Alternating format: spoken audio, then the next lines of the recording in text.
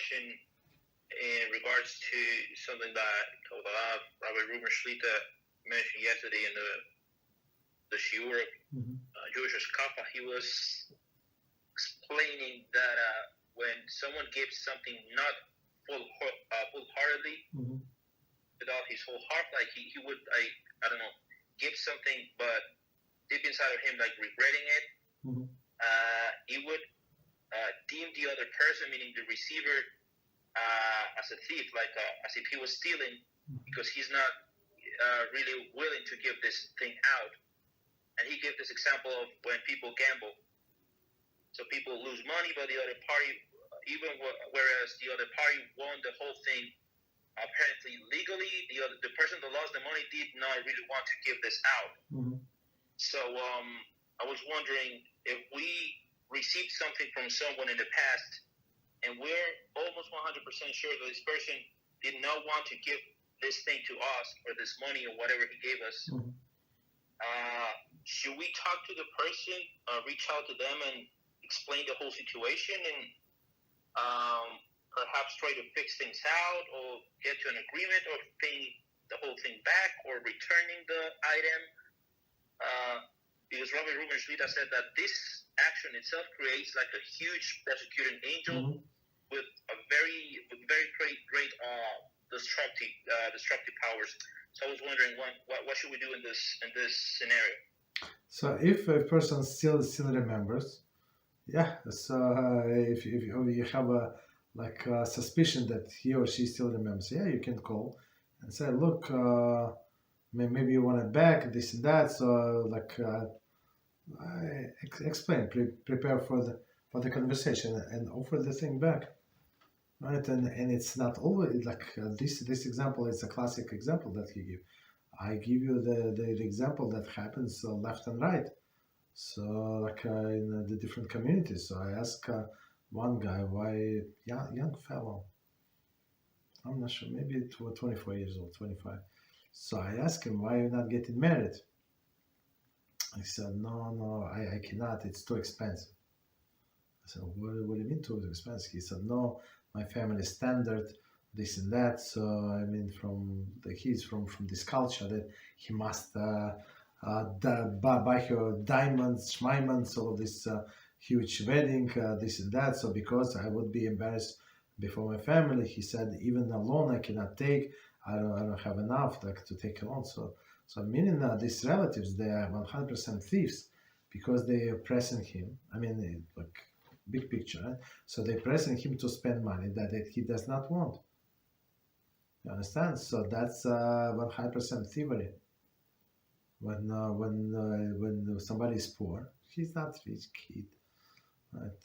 If he's with his mother, right? Work on a regular job, wherever he does not make money. I mean, whatever. Right? So the family, they're 100% thieves. When meaning what? That they press somebody spend money, that per person they give away, not even to them. Forget about them, right? To give to somebody else. And then he does not want to do it. So it's not a thievery like per se, but it's what is it? Avak of Gneva, right? So it's like dust of the thievery, but 100%. So when somebody comes to somebody's house and said, okay, so what? Look, I apologize. I should not have done that, but I'm very hungry. Could you feed me? Right? And then this person on unemployment said, oh, apologize, I did not cook today. They did not cook for 2 weeks now. You understand? Because they're very short of funds. Right? And they say, no, okay, oh, apologize. So he goes to the grocery, buy this, buy that, because why? He would be embarrassed not to feed you like a king, because you understand? So it's 100% thievery, not allowed to do that. So meaning thieves is somebody, or a robber, right? Gazlan, somebody who is pressing other person to do something, like to spend money or to do something. That person is not willing and does it only out of embarrassment.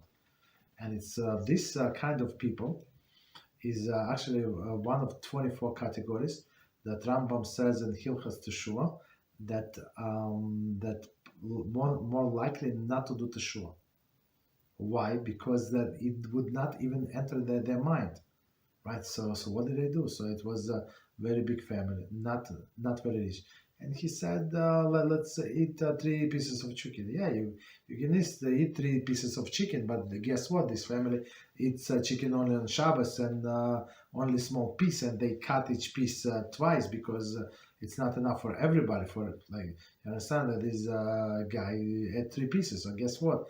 Now mother and father and somebody maybe older son are not going to have meal because of this clown. Understand? So these people never going to do Teshuva, most likely. They're destined to the bad place. Because of why? Because of arrogance. And again, remember, one sin leads to another. Nobody born like a rapist and pedophile and killer, right? It starts from a little. First he wants a candy, then he lies to his mother, father, take advantage of his brother, and then it comes to be all of these low lives. You understand? Okay. Thank you very much, Rabbi. You're welcome. So, how does this concept apply to the issue of Tzedakah, Maaser, if the person don't give wholeheartedly what he's supposed to give as an obligation? So that's the person is not allowed to receive.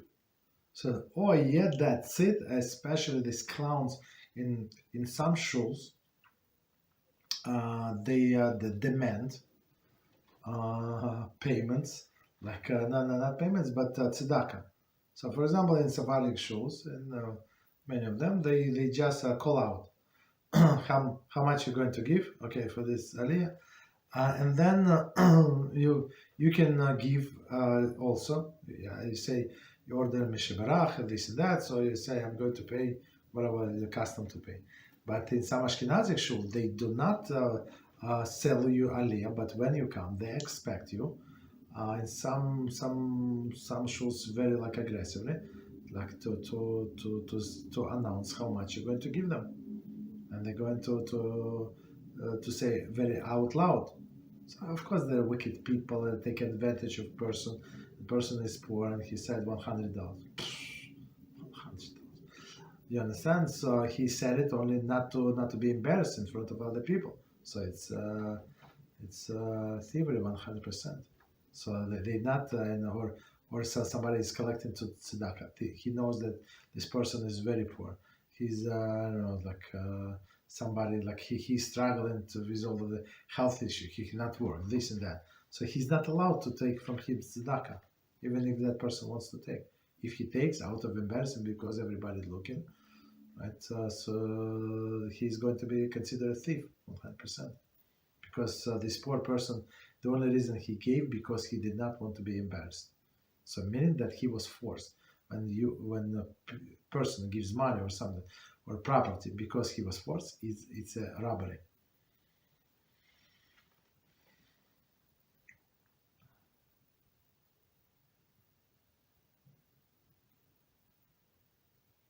Thank you, Rabbi. You're very welcome. much. So, in case, say one is the receiver in this case, that I don't want to use the word, the term indigent, and the other person had made a vow of giving us a certain amount of money to help us for whatever reason, would this change the whole thing?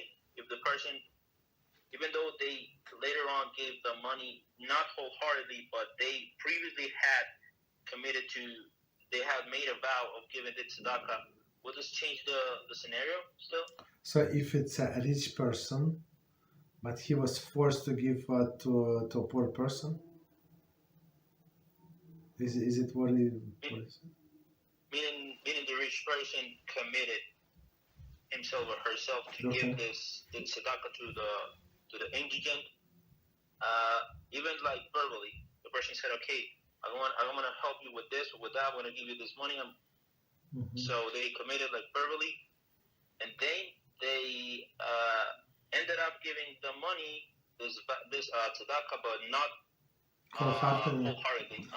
I mean, if they offered that themselves, if there was no pressure whatsoever, like peer pressure or from outside pressure, so that and later on they regret it, is their own issue.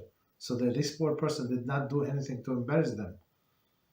She said, "Look, I want to help you. I wanted to give me money. Okay, give me money. There is no problem."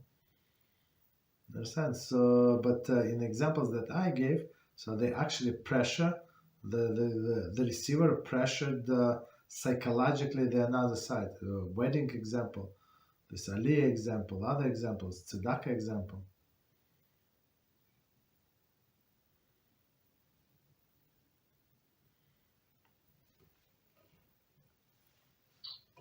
Thank you very much for that. You're welcome.